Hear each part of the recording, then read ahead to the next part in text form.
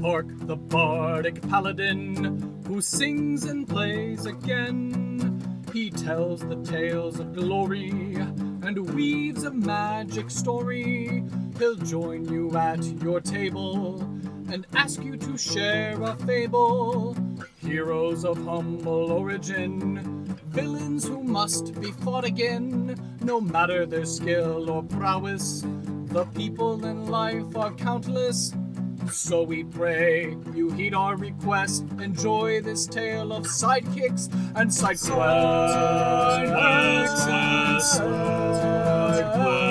And side quests.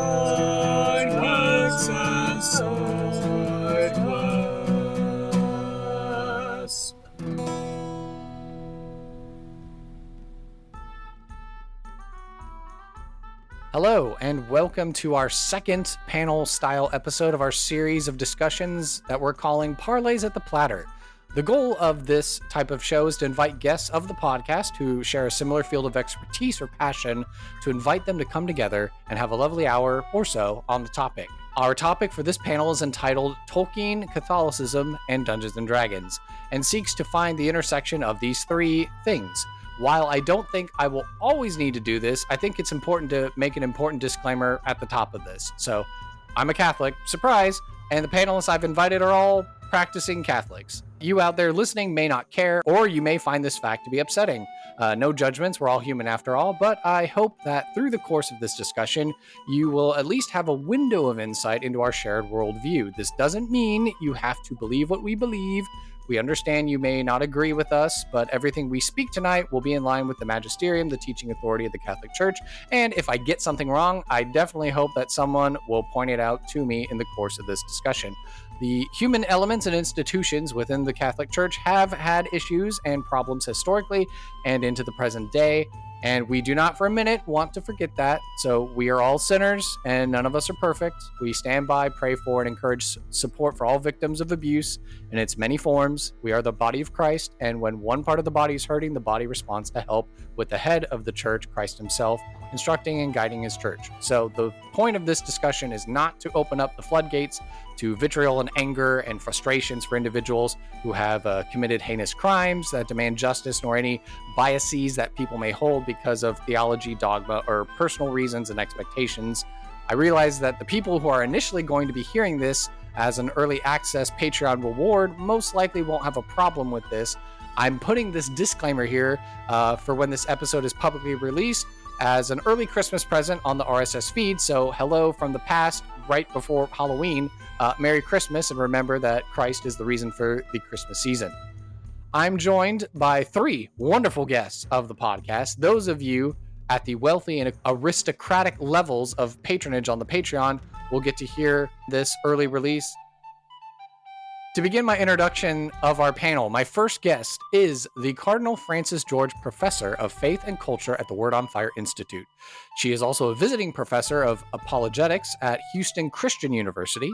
She holds a PhD in English from the University of Massachusetts Amherst.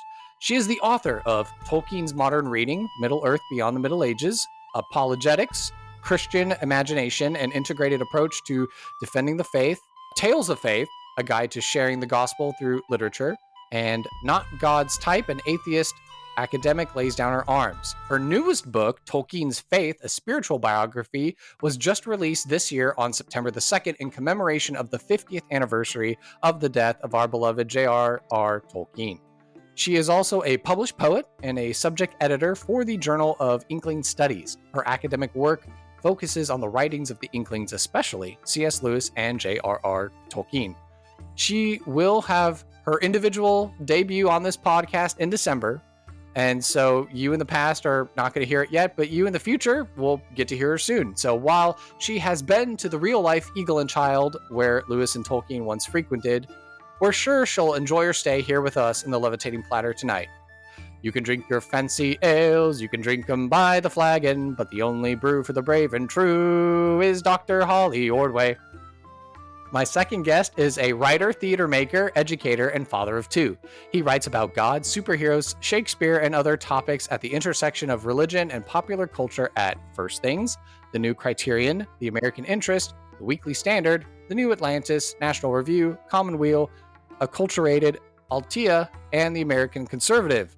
He graduated from Yale in 2015 with a BA in English and Theater Studies, and then served as a junior fellow and assistant editor at First Things magazine. He's also worked with Great Hearts Academies and Magnificat magazine. He got his first children's book published recently called Saintly Creatures, 14 Tales of Animals and Their Holy Companions, that was published as of September the 18th of this year. He is also a game designer and the brains behind Cloven Pine Games, which has produced a number of role-playing games, including Autumn Triduum, The Great Soul Train Robbery, Vow of the Knight's Aspirant, and Back Again from the Broken Land. You will recognize this guest as the creator of Jasper, the Frog Errant, featured in episode number 65.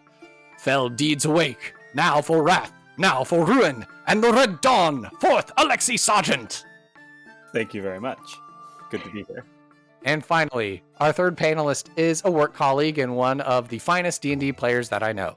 In her own right, she is an accomplished artist and manages and creates designs for books and major brands. She's an avid gamer, enjoying titles like Mass Effect and Dragon Age. She loves to draw art of her favorite characters from D&D and various video games. A nerdy mom at heart, she has 2 little bundles of joy now. When she's not playing D&D, she's enjoying her life with her family in Buffalo, New York. You will recognize this guest as the creator of Thistle, the Sky Elf Painter, featured in episode number 70. Alas, not me, Lord. Shadow lies on me still. Look not to me for healing. I am a shield maiden, and my hand is ungentle. She is Catherine Spittler. Well, there we go. So there were the introductions. How do you think they all went? Well, I was a bit sort of blown away by being sung into my intro, so that left me so flabbergasted that I couldn't do my usual "Hello, good to be on the show." So my apologies for that. Yeah, he sang. I am the Bardic Paladin after all on this podcast, so I have to throw in the music. Excellent. All right. Well, I guess we'll get going then with the questions. So I've prepared a list of questions, and of course I've invited the panelists themselves if they had their own ideas of questions, whether they were pre-written or they're just spur of the moment. You know, we're going to have this opportunity to talk and figure out what this whole thing is like between Tolkien and Catholicism and Dungeons and Dragons. So obviously this is a Dungeons and Dragons themed podcast, and I think to help give us all an idea, a pulse of where we lie, with our experience, could we all go down the line and kind of say what our experience with the game is? And I'll lay myself bare first. My only experience with Dungeons and Dragons specifically is within 4th edition and 5th edition. And as of the time of this recording, I'm coming up on my 13th anniversary of ever having played Dungeons and Dragons for the very first time. Well, I will come in and say that I must be the creaky middle-aged person amongst here because I have not played Dungeons and Dragons for probably at least 35 years, which kind of dates me back to I played a little bit of Dungeons and Dragons, then Advanced D&D, and I remember seeing the 2nd edition handbook come out, and that. You know, I've still got somewhere in my basement the 1st edition monster manual with like the kind of hand-drawn, super geeky pictures on the front, and so I have limited experience playing because I was the only person I knew basically who was interested in D&D, and so most of my time was spent creating these large modules and masterminding being a dungeon master and making these adventures that then no one would play, but it was fun to conceptualize it. That was my main experience, was the proto dungeon master, you know, getting into it that way. Maybe I'll go ahead and take this opportunity now and pull back the curtain, because one person on this panel has already played a game with you. Because I had Dr. Holly run one of the major faction NPCs in the game that we played. This is true. That's right. So you have had a little bit in 5th edition, but it was mainly an asynchronous sort of like, I would send you emails or messages and be like, hey, the players are doing this, so what do you think you should do? And then you would tell me, and I'd be like, oh, great, cool. And then I would throw problems in the faces of the players and be like, well, Savannah Poho here thinks that the Colony Arcanum's goals are this. So what do you say to that? True. You had done such a great job of creating that world that I was sort of thinking of it. This is Kurt's world. I wasn't thinking of it. I actually was not thinking of it as being Dungeons and Dragons. So well done, Kurt, in creating a world that was just so convincing as its own world. But yes, that was jolly fun. Well, cool. Yeah. So, Mr. Alexi, what's your experience like? I have played a lot of different role-playing games and a little bit of Dungeons and Dragons. I've played some 5th edition D&D with friends and fellow gamers, but I have tended to play more independent role-playing games and also create more independent role-playing games, as you mentioned when you cited my Cloven Pine Games work. And then finally, Miss Catherine. Yes, I think I must be the baby of the group as far as I started playing only a few years ago. I started playing in person with Wizards of the Coast has a organized play league called Adventurers League, and that's how I got started. And then, it's only 5th edition. And I've followed artists who without knowing it, loving their work, and it turns out they did art for like 2nd edition and so on and so forth. So it's really fun to finally play the game that inspired so much of my favorite art growing up. So, yeah. There we go. Now that you know the credentials of our panelists, I think we can now begin these questions in earnest. So, do you think that Tolkien would have liked playing Dungeons and Dragons, considering that he'd passed away just before the hobby exploded in popularity? Well, I think probably yes. Or if he didn't enjoy it, I think he would have approved, because he talks about writing his Legendarium as creating mythology for England, and he envisions it as being something that other hands and other minds can get involved with. And of course, he wasn't thinking about role playing, but the interactive element is something that had its place in the creation of stories to begin with. He would tell some of these stories to his children, and even some of their toys, end up becoming characters. Like Tom Bombadil was originally one of the children's is a Dutch doll. So I wonder, where did Tom Bombadil come from? Why is he so straight? Well, he was originally a toy. And I had no idea. Yes, and Bilbo in The Hobbit was originally named Bingo after his daughter Priscilla's toy bear. So he was originally Bingo Baggins. We can all be grateful that he changed that, because Bingo Baggins just no.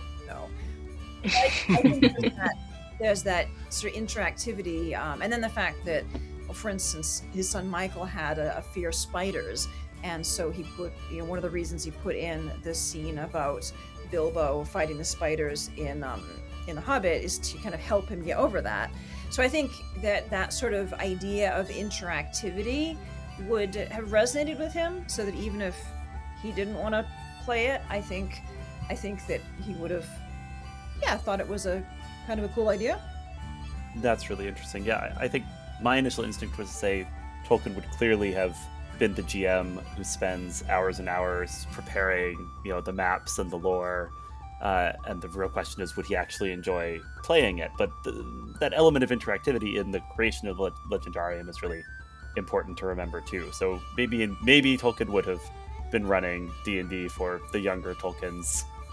If you haven't seen the YouTube video that Matt Colville did, where he explains the difference between a railroad campaign and a sandbox campaign, he takes on being J.R.R. Tolkien, and he describes The Hobbit as a sandbox game, but then The Lord of the Rings as a railroad campaign. So it's a very fun video as well if you've never seen it. For my part, I would like to think so. I am kind of in agreement with the others. Holly already touched on the just the nature of kind of improvised and expandable storytelling within that world. And actually, funny you mentioned, Alexi, about like maps and stuff like that. Tolkien himself did illustrations and made maps to kind of help him, envision the story better and the locations. And I think I was looking on the Tolkien Estate's website for, kind of looking at this artwork again. And sure enough, there's an example of a map on grid paper. Now it's the whole continent, but it immediately struck me as this is totally I've seen maps like this on a game table. So yeah, I think he would have enjoyed it. Is it the map where he's burned a small hole accidentally with his pipe, right around Fangorn Forest? Oh, I know what you're talking about. I don't know if it's that exact one, but I have seen that. Yeah. The only thing I think that might maybe cause him some concern is, whether people who, if they were, the question would be whether they were playing a game set in his Legendarium or just playing them in general. I think the idea of the interactive storytelling, absolutely. I think that if he were envisioning people playing a game within his own world, I think he would again be fine with that. But I think his expectation would be that it would be consistent with his basic values, his basic worldview, because that's really important to the whole structure of Middle Earth. And that you couldn't, for instance, have evil characters winning the day, and I think and it still be consistent with his ethos. Well, okay, they could win the day, but I think he would probably find it a bit repugnant to think that you could play a character as being evil and kind of aim to win that way. I think that would grate a bit against his understanding of the kind of the point of the stories. That's a bit of a tension that might arise. I do know that there is a 5e compatible product that's out that's called Adventures in Middle Earth, and so it's basically a skin that you can put on the 5th edition mechanics, and there's a couple of other concepts that are introduced, but yeah, basically nowadays with modern Dungeons and Dragons, you can play in the realms of Middle Earth and have your own characters, but there's more to do with like corruption and stuff. I have a couple of the books, but I haven't actually sat down and played a version of that game. And I'm sure, through history, like collectible trading card games and stuff like that, there have been other attempts at, as Dr. Holly was alluding to, with getting in, playing in the realm of the Legendarium, but his expectation perhaps of like, well, you should be good characters, you shouldn't want to be evil characters, which is interesting. This gets at what's going to be one of the big questions of this conversation, which is what type of a debt does Dungeons and Dragons owe to Tolkien, and does Dungeons and Dragons, writ large, considered as an entity,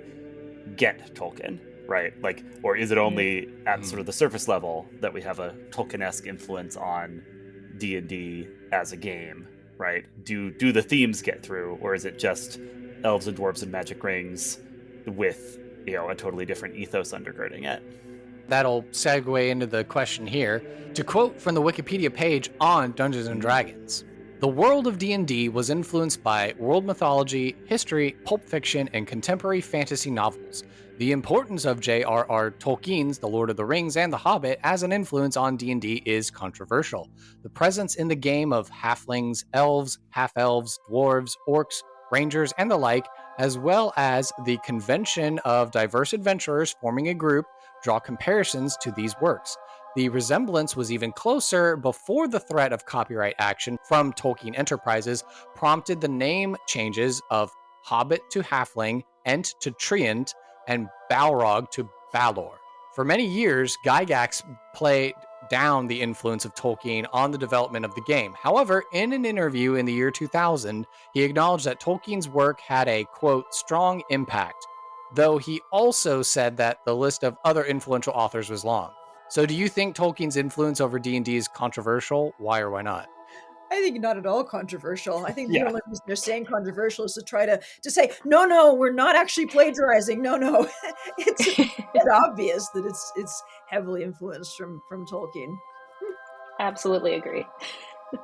Yeah, insofar as Tolkien, invented the modern fantasy genre, right? Like they're clearly drawing him. They're drawing on other things too, right? There's a lot of Conan the Barbarian and kind of pulp fantasy stuff in the mix, but clearly Tolkien is a massive influence, and the question is just exactly what was derived from him.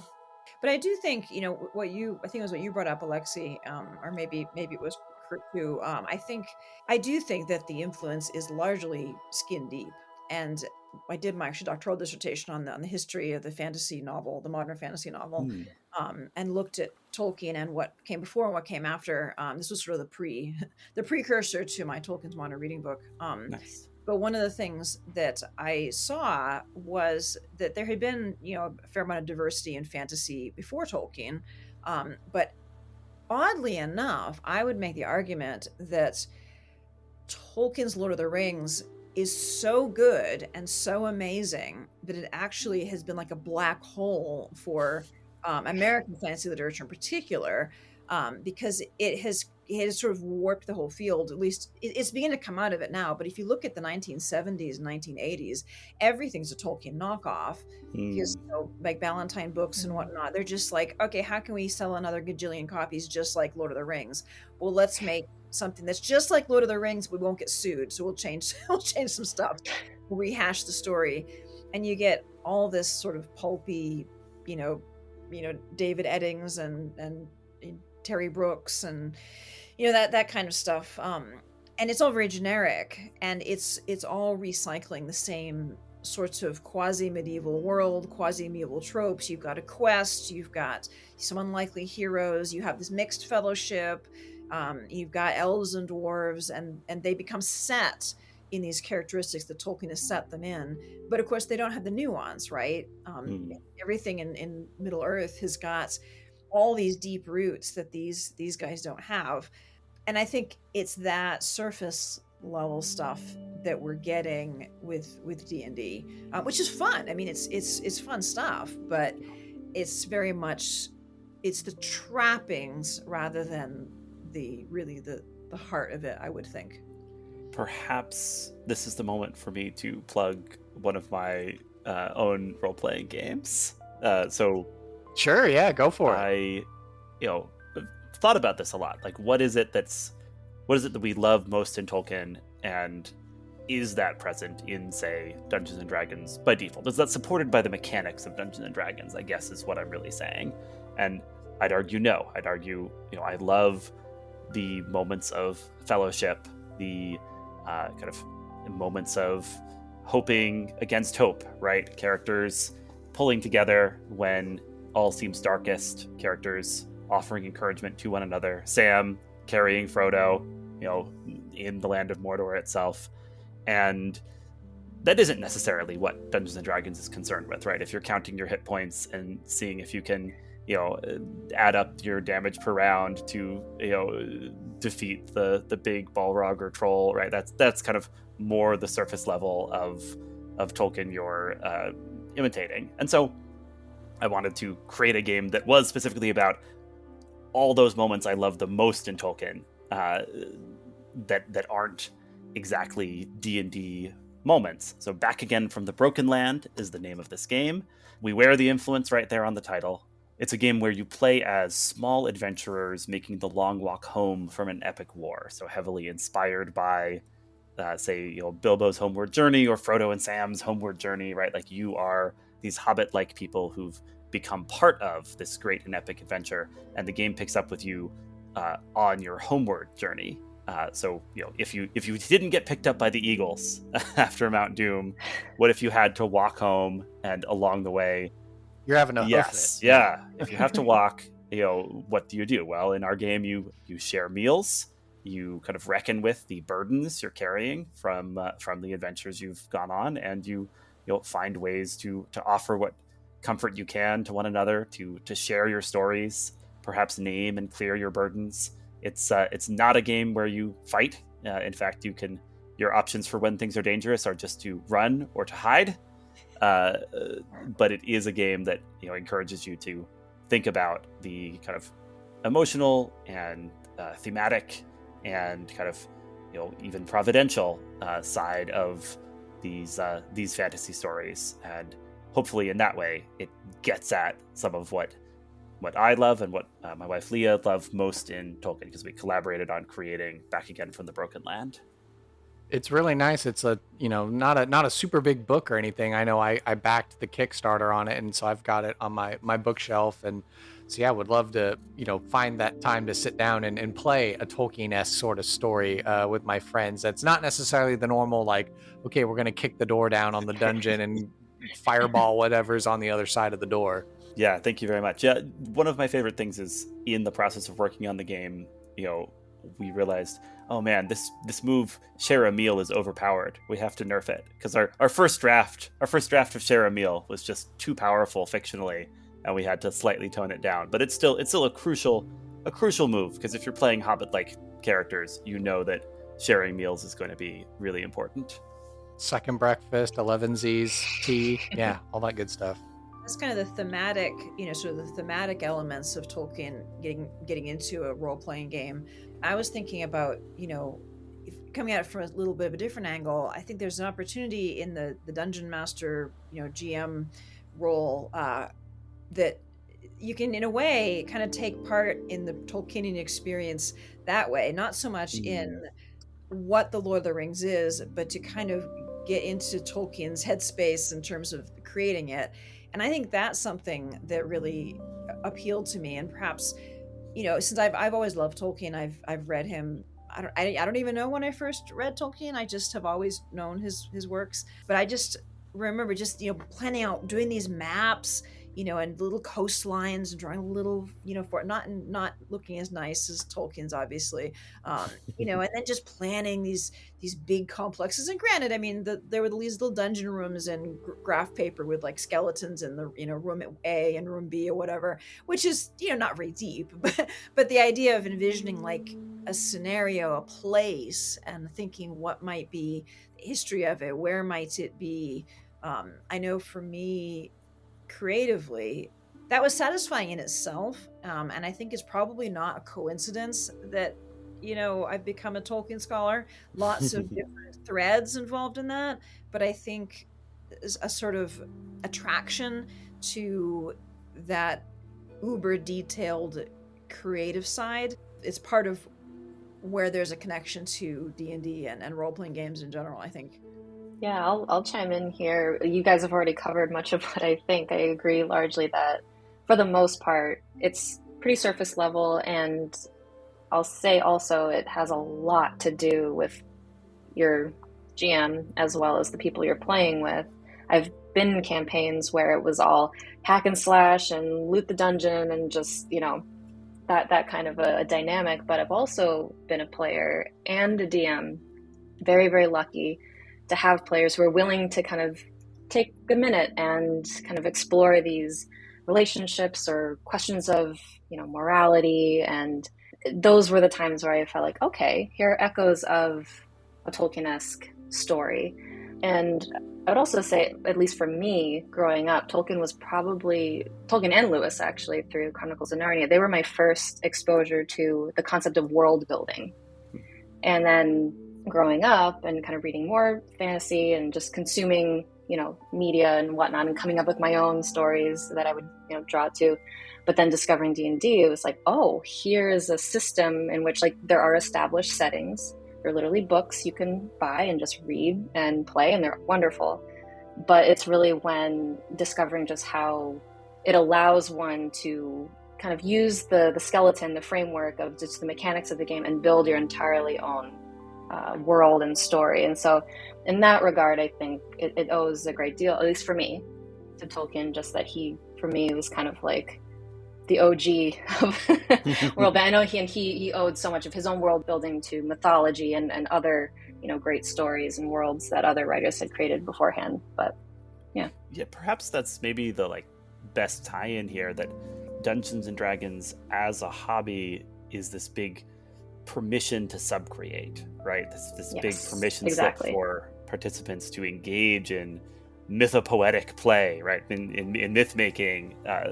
Perhaps that's the best tie-in to Tolkien's interests and beliefs about human nature.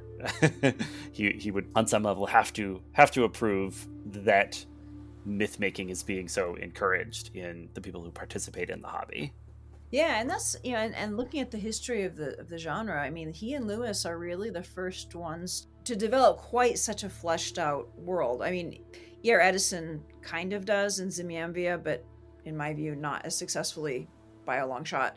And if you look at other fantasy authors before them, like, yeah, they just don't do that. They might have a little fantasy world, but to have a whole world like Narnia, again with maps, and a history, a long history, and to have this, I mean, there's nothing like the Legendarium of Tolkien ever in any literature ever.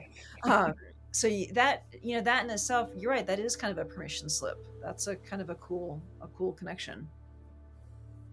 All right, I wanted to think of a fun question here. So, since halfling and treants and balors, all got name changes because the original Tolkien properties were in the first iterations of the game before they were like, hey, now can't be doing this nonsense. This question: what's another thing from Tolkien's work that early original Dungeons and Dragons should have tried to rip off, and what would they have called it to avoid the wrath of the Tolkien estate? I mean, what's left that they didn't already try in some way here? Maybe it's also just a question of like, how deep into the nerddom do you get where you're like, oh yes, this obscure little short story that he wrote, yes, they should have used this kind of creature or something. Well, at least he doesn't really invent a lot of creatures. That's kind of one of the interesting things, is there's such depth and texture to his world, but he somehow manages to do it without overdoing it. So when you do meet a new being like the Ents, it's like, wow, you're not meeting a new being every 5 pages. So I think that there's a kind of economy of that, in a sense, in the world. I guess D&D could have had a mysterious song singing, woods dwelling NPC called Bomb Tombadil. There we go. His jacket is yellow and his boots are blue. One of the deity figures running around the world of Greyhawk or something like that. Yeah. So, some ambiguity. There has to be some ambiguity about his exact metaphysical status. I suppose they could have tried to make a race out of Gollum and called them the Smeagums or something. Oh dear. The corrupted halfling. Exactly. Race. Yes. Oh dear. Indeed. Interesting. Okay. That's pretty cool. I mean, unless they would say oh, that's just a goblin or something like that. That's another small humanoid creature that you can play that's not a halfling, but a goblin or something. At least nowadays in 5th edition, you can play as a goblin character, which is pretty cool. So I guess that's, total nerd tangent here, right? Tolkien doesn't think goblins and orcs are different, right? Those are just different names for the same type of creature in his world, but kind of from D&D on, everyone's wanted to have a real taxonomy there where goblins are smaller and sneakier and orcs are bigger and dumber. I think that's kind of an interest in taxonomy that kind of went beyond what Tolkien applied to that part of his world. Well, the interesting thing about the goblins and the orcs is that they were really not very well thought out, in a sense, which is a remarkable thing to say about anything in Tolkien's world, but it's the only thing. Because the goblins originate in the Hobbit, and the Hobbit's goblins are straight out of George MacDonald, Princess and Curdie books, and he acknowledges that. And if you look at that, which is one thing I looked at in my book Tolkien's Modern Reading, they are very MacDonald goblins, and he just names that straight out, that the goblins are MacDonald goblins, and that's appropriate for the children's book. And they're a little bit sillier. They're a little bit lighter in tone. They're dangerous. They're still dangerous. They get darker as the book proceeds. But I think you can definitely see that their inspiration is the children's literature folklore goblin of MacDonald. And then when you get to, the Lord of the Rings, everything is darker. Everything is more serious. And I think that's one of the reasons that he switched over to using orc, because it meant that he was able to make the shift over from to the right tonal quality for these creatures of Sauron. But I think you see some of that baggage still in the very ambiguous moral status of the orcs. And this is something I know, Kurt, you wanted to bring up, so maybe this is a good moment for it. Because people are very exercised over, are the orcs intrinsically evil or not? Are they redeemable, or are they permanently corrupted? What are the orcs? And the short answer is that Tolkien himself never figured it out. He was troubled by the question of their morality, because his worldview, being Catholic, he knew that nothing is evil from the beginning. Nothing is created to be evil. So the orcs cannot have been created by Eru Ilúvatar as evil beings. They have to be corrupted in some way by Sauron. Well, corrupted from what? Or, alternately, they're not real sentient beings. And that's what he shifts to a little bit later, that they're more like ants. That they have a hive mind, in a sense, that Sauron is controlling them. They mimic speech, but they don't have real sentience. So that's one of the reasons why at the end, all the orcs sort of flee mindlessly, as if he even uses the analogy of the ants scattering from the anthill. But he never quite came to terms with it, and that's part of the tricky thing about like what's the moral status of the orcs. Well, Tolkien himself was still figuring that out. Yeah, no, I have the question right here. We can jump around and skip around however much we want. So yeah, totally. I'll go ahead and intro the question so we can, continue the fruitful discussion. So D&D and the TTRPG hobby have struggled for the last 50 years with finding compelling, dramatic, and heroic stories, often at the expense of orcs, goblins, the drow, tieflings, and even recently the Hadazee from Spelljammer, with tone-deaf storytelling, willful ignorance, and questionable lore implications. People like to cite how Tolkien conceptualized the physical appearance of orcs and the men, the Easterlings and the Haradrim, who allied themselves with Mordor. How do you think Tolkien addressed issues of racism, bioessentialism, and prejudice in his day? And what do you think he would say now to people who are seeking for more inclusive stories in multiple dimensions? Are people wrong to blame Tolkien for when people look at his writings and say, well, if Tolkien said this, then it's okay for me to describe X in a way that is clearly a stand-in for this thing I don't agree with or I have an issue with? Like, because of how Tolkien visualized orcs, for all time, we have to associate orcs as murderous, unintelligent, uncultured humanoids that are always evil, and there's no way to redeem them. Well, I have lots to say on the subject, but so I don't want to be the first because... Actually, I have a follow-up for you, Dr. Holly, because it's admittedly been a few years since I did a full read-through of Lord of the Rings, but I also grew up with the Peter Jackson movies, and I'm pretty sure somewhere in there they kind of give an explanation. I think it was Saruman who's like, do you know how the orcs came to be? And he gave the explanation like, oh, they used to be elves and they were corrupted. So it's interesting to hear your insight that that wasn't actually his intention. Well, that's one of the possibilities, see. Because Okay. he never came to sort of a canonical answer, which is why it's frustrating. We have all these different sort of explorations of it. What were they? And the one about them being not really sentient is one of his later writings. So I think that's where he was trending towards.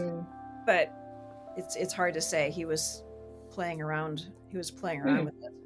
It feels like this is a little bit. So I'm just going to link it to a totally different fantasy series for a moment. The Redwall series by Brian Jakes is a very fun series for young adults. These kind of stories of medieval-esque adventures in a world of woodland creatures. And there's a sort of similar like bioessentialist question that eventually emerges, because it's like all the mice and squirrels and hares are good guys, and all the rats and stoats and weasels are bad guys. Is this saying like good and evil are sort of inbred, or kind of gene deep, right?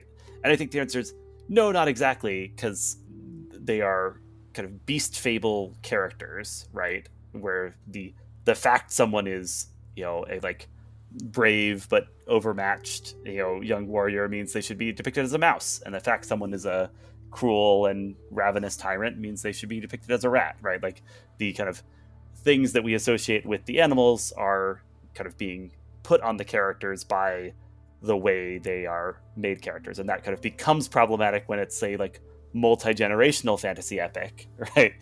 and it feels like something similar is happening with orcs, where on some level they are just a sort of representation of evil, right? Like they serve as foot soldiers of the enemy and stand in for just the forces of darkness, even like spiritual darkness, right?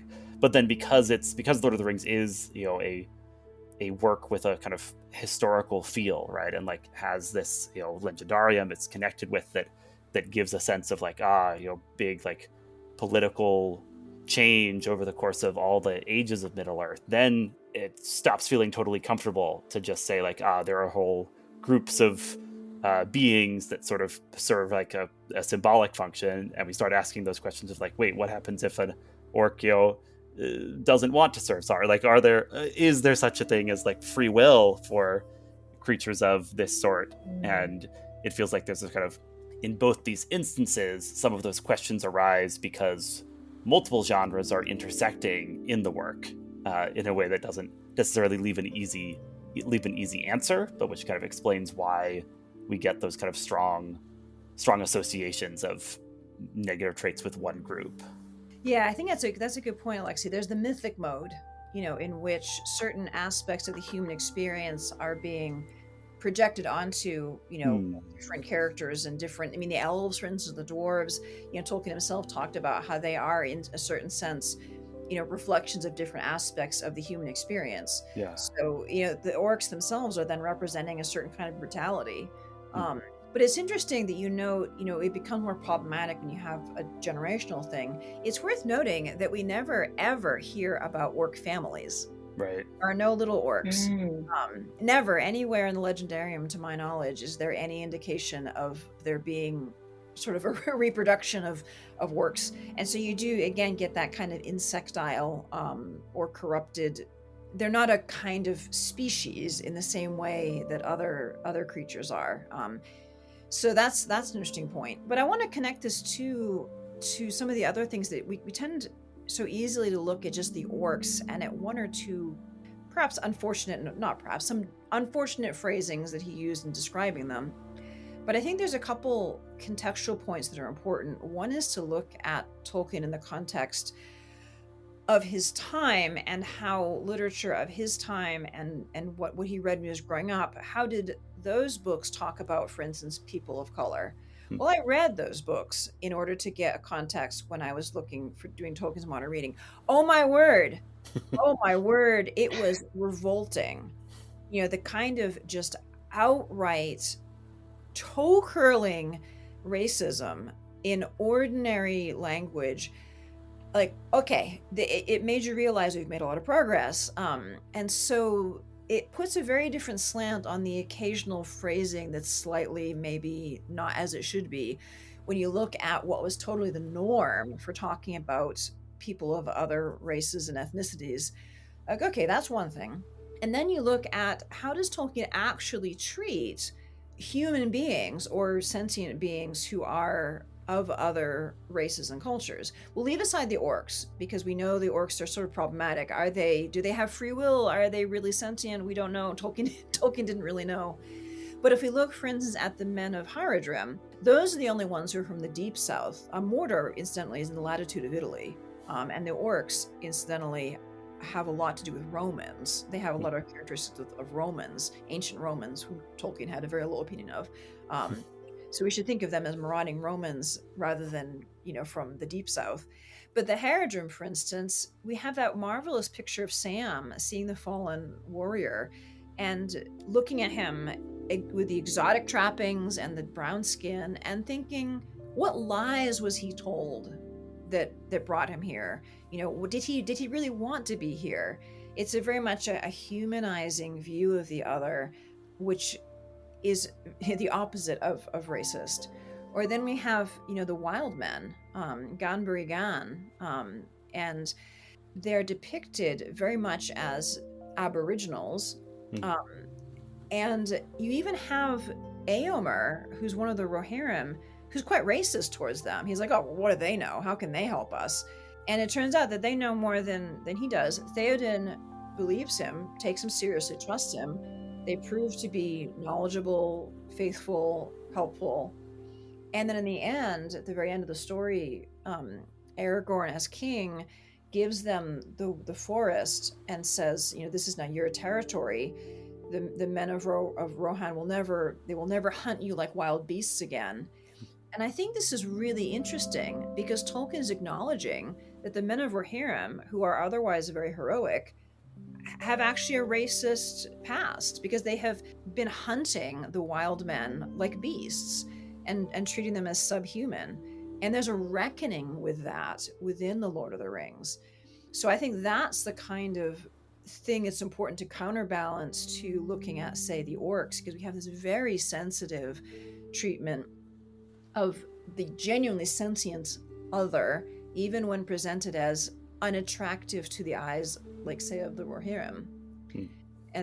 And then the last point is that the Peter Jackson films have messed with people's perceptions, because in the books, Tolkien's very clear that a lot of the hobbits are dark-skinned. Like about a third of the hobbits, he says, are brown-skinned, including Samwise Gamgee.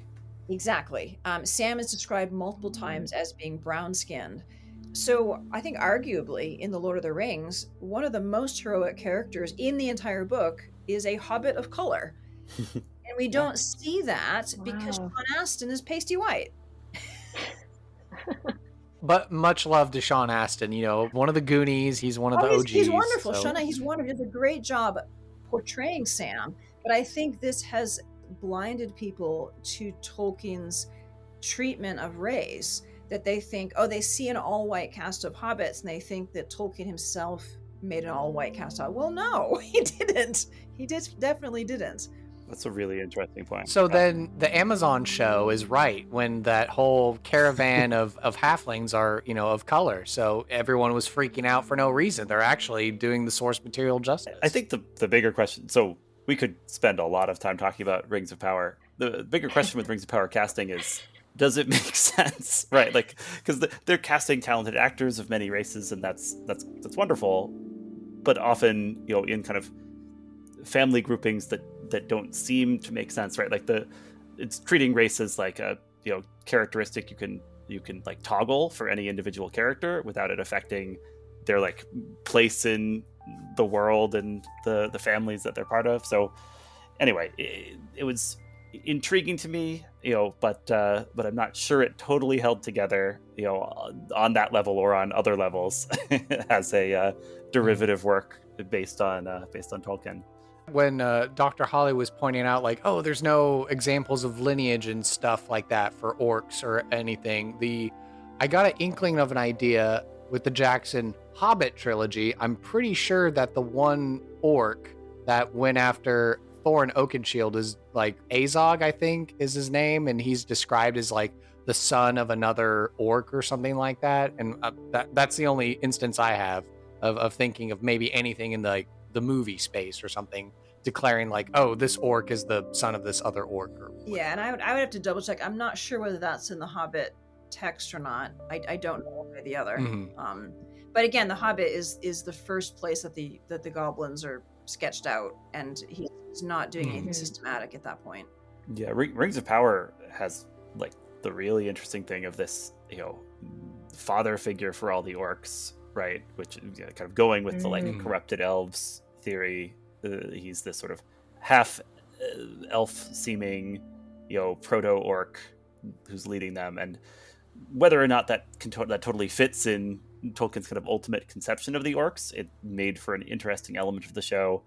I don't know that the show like explored it with the type of insight I might hope that they did, but it had a lot of potential as a an addition to the mythology, right? An intriguing one, I guess. How do you think the various films, radio plays, orchestra concerts, staged plays, internet memes, video games, collectible card games, branded tabletop role-playing and war games, and an Amazon Prime billion-dollar show of Tolkien's Legendarium affected all aspects of popular culture and media? Well, we were kind of just getting into this with some thoughts about the way various adaptations have portrayed elements of The Lord of the Rings. Yeah, I mean, you can't go very far without scrolling through somewhere like Facebook, Instagram, or X, Twitter, and not see some sort of delightful Lord of the Rings, Peter Jackson meme across your feed. You're like, yes, this brings joy to me. Yeah, I mean, but besides being highly memeable, it kind of goes back a little bit to what we're talking about, like its influence on role-playing games. I mean, just from an aesthetic point of view, at least in my lifetime, any show or movie or any visual representation, for example, let's take elves. Well, prior to a certain time in media, when you said elf, you would think this little tiny mischievous person with big shoes and goofy ears. But after Tolkien, at least my own perception of it is that all of a sudden, when you say elf, it's not Santa's elves, it's the beautiful, tall, ethereal, gorgeous, person.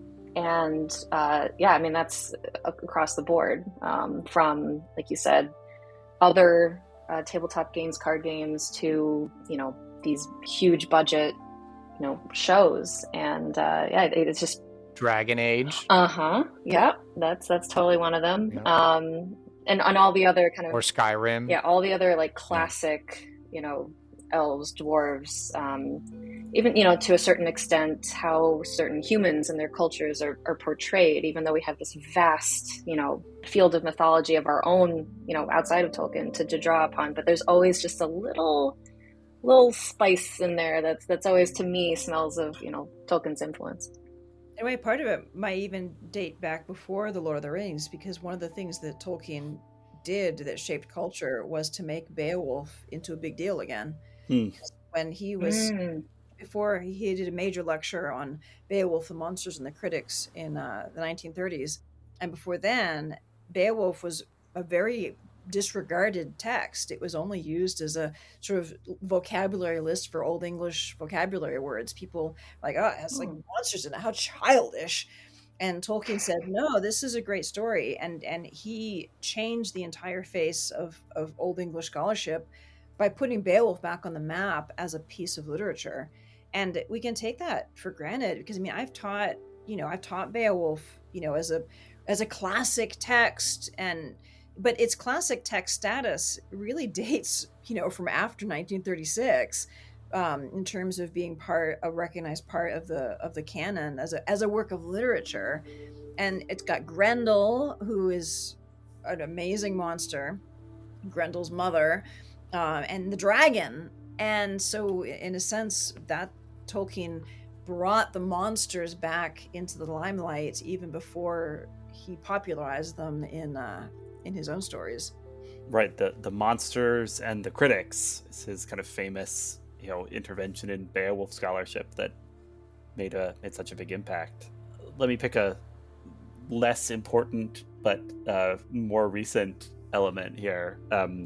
The Magic the Gathering card game just did a crossover where they got the rights to do Lord of the Rings based cards, not based on the movies, right? Based on the books. So they had a whole set of Magic cards where you can play Aragorn and Frodo and Gandalf and Galadriel and Sauron and battle them out in Magic. And I think there were elements here where they got really, like, they did some designs that were very clearly based on the stories, based on the characters in ways that felt appropriate and flavorful. And then there were a few misses for me that I think are kind of instructive about what is hard to capture when you're doing a Tolkien adaptation. So there was a whole food mechanic, and a lot of the Hobbit cards had to do with food, and I'm very pro this.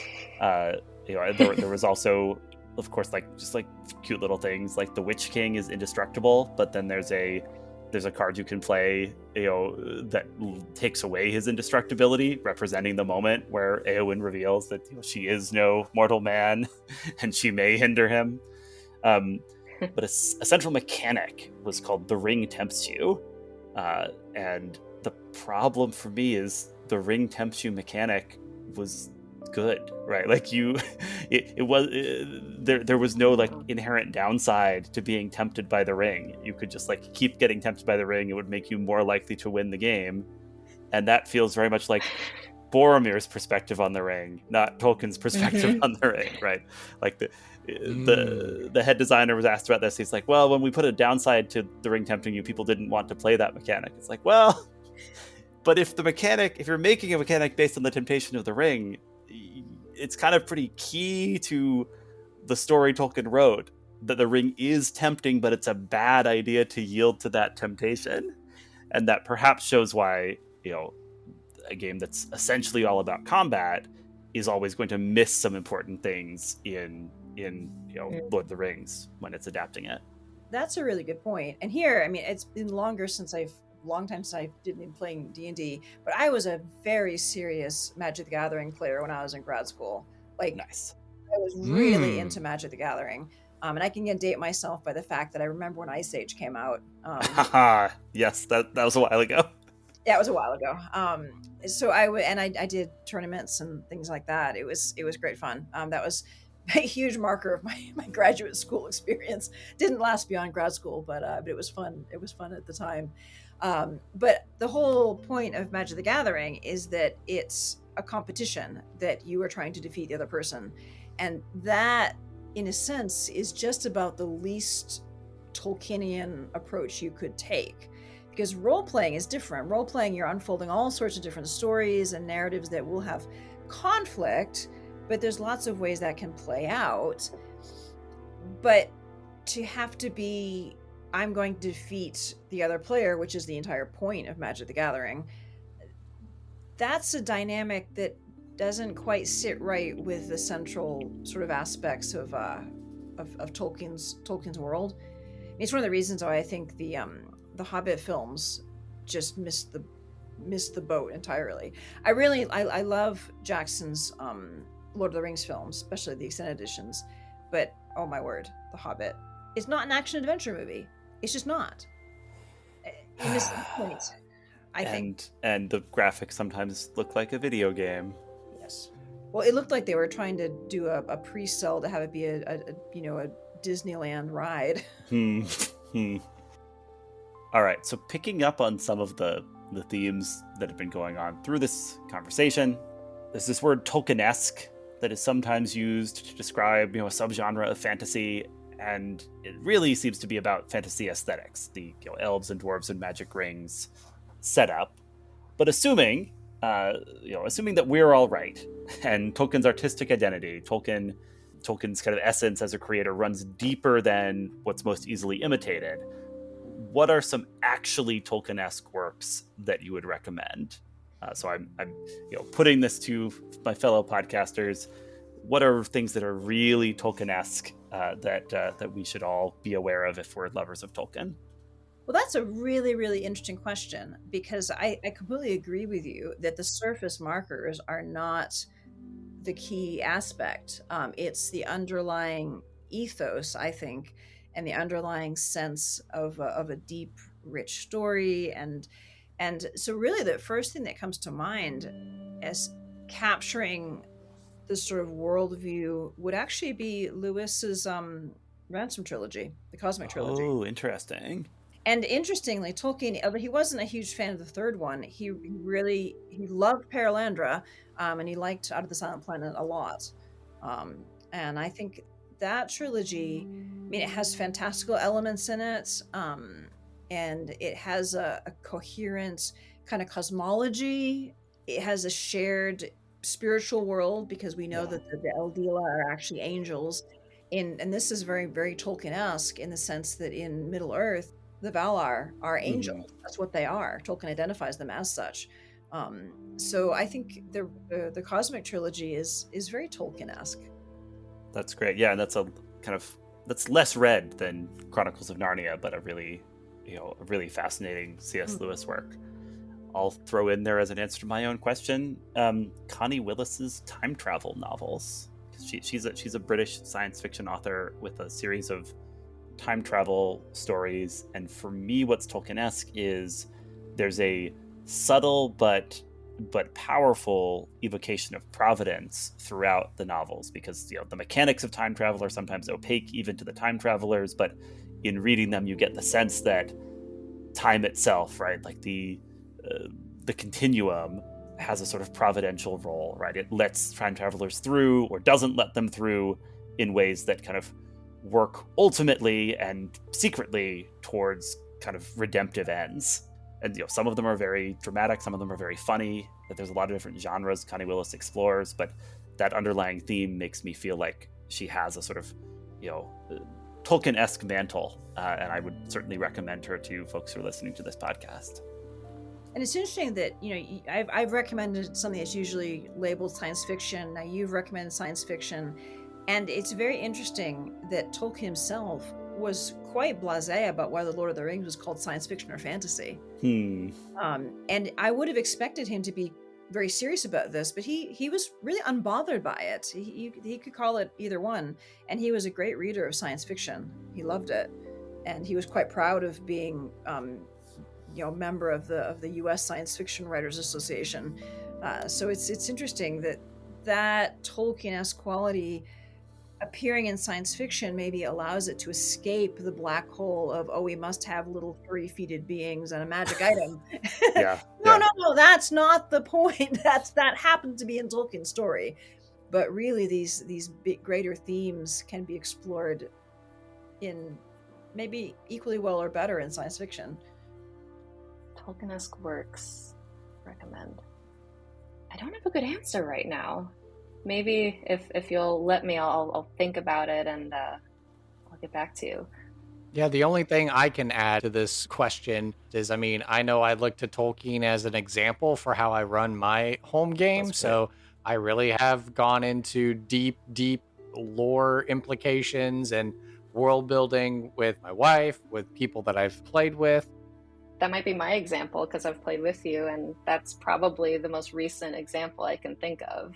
This going beyond just, the trappings and the wallpaper and the visuals of it, but really digging into these questions of, morality and redemption, and the questions of power and faith. And it doesn't need there to be elves or spaceships or whatever you want it. It's more to the core of these deeper questions. So yeah, credit to you, Kurt. You've done a wonderful job with your world and the way we've kind of crafted a story with like our work game. But yeah. I mean, not to pat myself too hard on the back on that one, but yeah. You should. Well, it sounds like we want to get to maybe one last question that we could really sink our teeth into. I hope I've done a good job of covering the intersection of all three of these topics in this panel. And so I think the only one that I think could meet this requirement would be this one. So early D&D tried to sidestep morality by making a scale of law versus chaos with neutral in the middle ground, which eventually ended up perpendicular against the axis of good versus evil to create the Manichaean alignment chart and fueling pop culture debates of who ends up where on the TTRPG version of Hollywood Squares. A quoted 2005 internet forum had Gary Gygax himself declaring that it was perfectly in line for a lawful good paladin to kill innocent goblin babies because, quote, all goblins are evil. And if I understand correctly, even Tolkien wrestled with orcs, as we discussed earlier, and Rings of Power had interesting things to say with Adar, father, this proto-orc elf character. So how do you think the concept of D&D alignment fits with Catholicism and Tolkien's perspective and approach to the world of fantasy? Big question. Well, I can sort of jump in and say, I think it depends on whether you view that alignment chart as descriptive or prescriptive. And I think that makes a big difference. And of course, the example you gave from the interview, like, well, the lawful good paladin killing innocent goblin babies, well, if they're innocent, it would be an evil act. But then that raises the question, well, we just talked about how there really aren't any goblin babies, and there probably aren't innocent because of the way that he thought of them. So that's one of those examples that doesn't actually serve its purpose. If you think about the alignments as being sort of prescriptive, like, okay, we're going to have people of all of these kinds in the world, then it becomes very problematic, because then it's like, well, have you been created to be lawful evil? Like, well, that seems rather, deterministic. But if you think of it as being descriptive, then it's quite helpful, because someone who is chaotic evil is doing terrible things in a different way than someone who's lawful evil. And then I think we probably all met people who are chaotic good. It's like, so I think it can be a really useful way of thinking through kind of the intersections of personality and moral sort of focus. My beef with it now as a Catholic is the fact that in D&D, lawful good ends up making you feel like you're kind of a square, Mm-hmm. Lawful boring, I've heard it referred to. And like Aquinas would say, right, the law needs to accord with divine law, right? There isn't a sort of generic lawfulness, because there's different kinds of law, and if human law goes against divine law, it's no law at all, right? There isn't some cosmic axis of lawfulness and goodness. There is a question of like, how much do individual actions and kind of societal laws accord with the capital T truth that is God? You could take lawfulness in a more neutral way of saying kind of authoritarianism. Authority is good if it's based on the truth, and goodness, well, then you get lawful good. But if you have authoritarianism for its own sake, you get totalitarianism, which is basically lawful evil. And Tolkien's pretty alive to that, right? Because the whole depiction of kingship in The Lord of the Rings is actually a complicated one, where you do have the true king Aragorn, but you've got lots of realms ruled by people who are more or less short-sighted or flawed, right? And the question of like what exactly good political authority looks like is vexed and not simple in The Lord of the Rings. And one of the characteristics of indeed the orcs in Mordor is the extreme regimentation. I mean, it's you certainly see his wartime experience coming out there. This sense of the boss is telling us to do these things, and we're gonna get our butts kicked if we don't do what the boss says. That's very much that sort of regimentation for its own sake. So Tolkien is not by any means just exalting authority qua authority. It has to be grounded in divine law, as you said, Alexi. But you could argue that if ever there's a character who's chaotic good, it would be Tom Bombadil.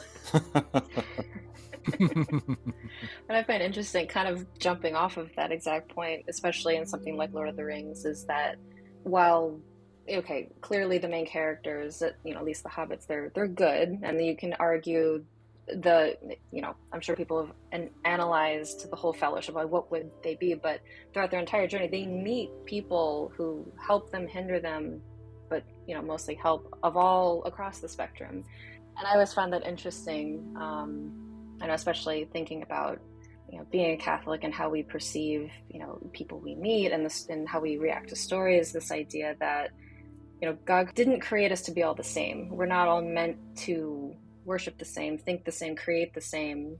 It would be a very boring world, and it kind of goes, all sorts of questions of free will and whatnot. But the beauty of the diversity that you could be chaotic good, whatever that means in your life, or you need lawful good as well. You need all types, and that's the beauty of the universal church. Like, we are such a diverse, beautiful collection of flawed where we're all sinners, but it takes all of us, all kinds, and yet we still find universal salvation in Jesus Christ. And the church welcomes the diverse spread of people that we are, the people, the saints, the history. Like, we weren't all created to be lawful good. Like, we have gifts that are different, and that kind of goes, I don't know if you want to look at this alignment chart, but one other point with that is, especially in stories like Tolkien's Lord of the Rings, but also playing games like D&D, my favorite moments are those that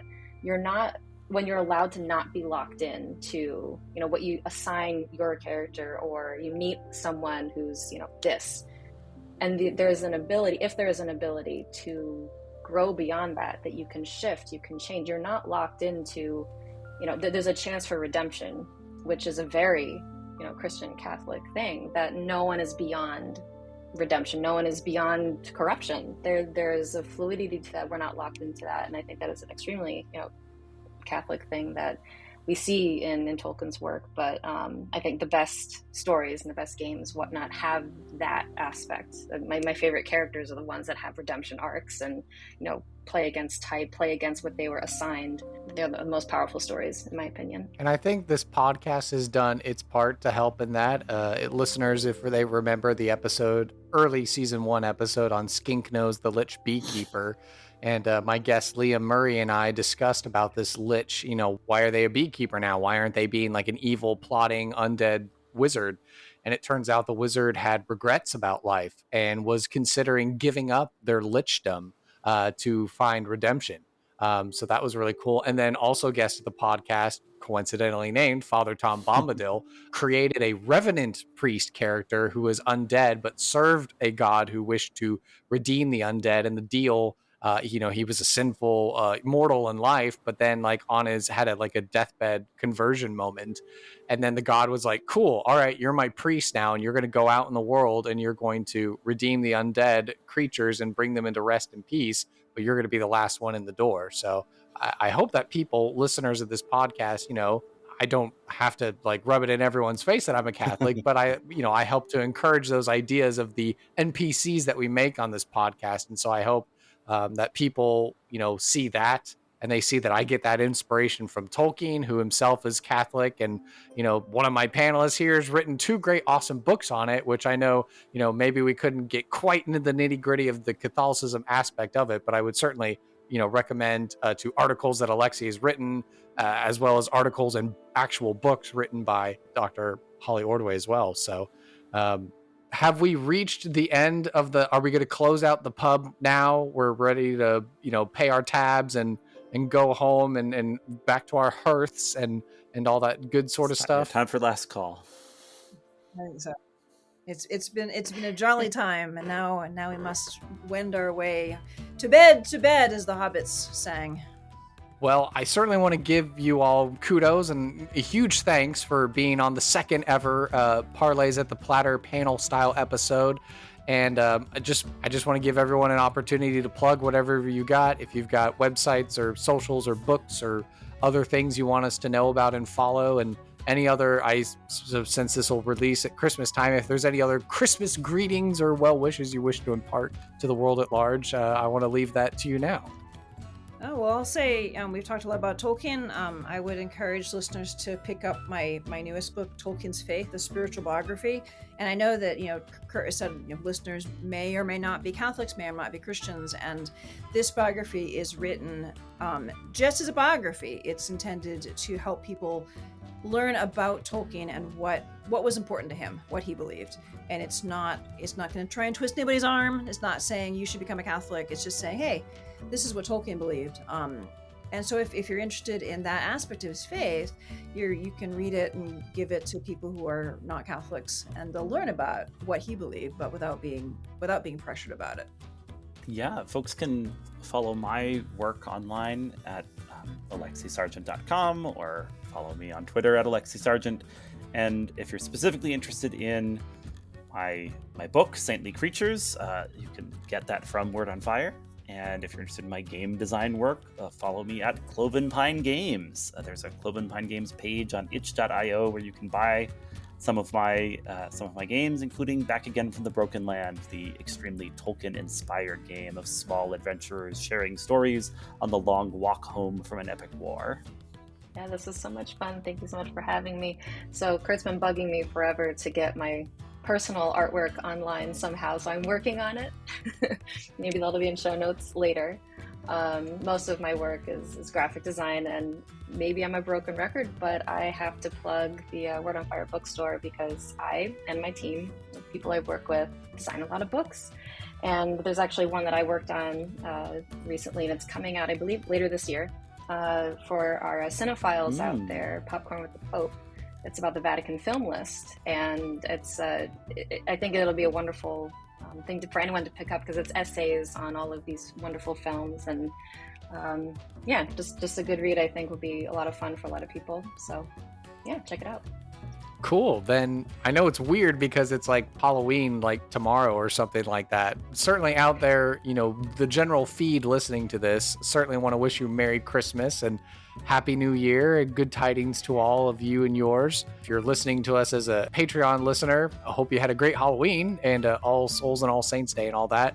You should pick up Autumn Triduum as well, because you get to play nuns who fight evil, which is another game that Alexi's designed. So that's another good game to pick up for your Christmas tide as well, since you're all with the family and you want to play games and stuff like that. So Dr. Holly Ordway, Alexi Sargeant, and Catherine Spittler, thank you so much for being on the panel. Can't wait to have you back on, making even more interesting NPCs. Excellent. Thanks for having us.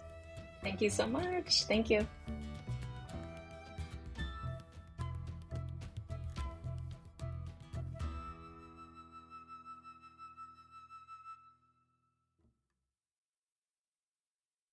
Bar to rock on 1, 2, 1, 2, 3, 4.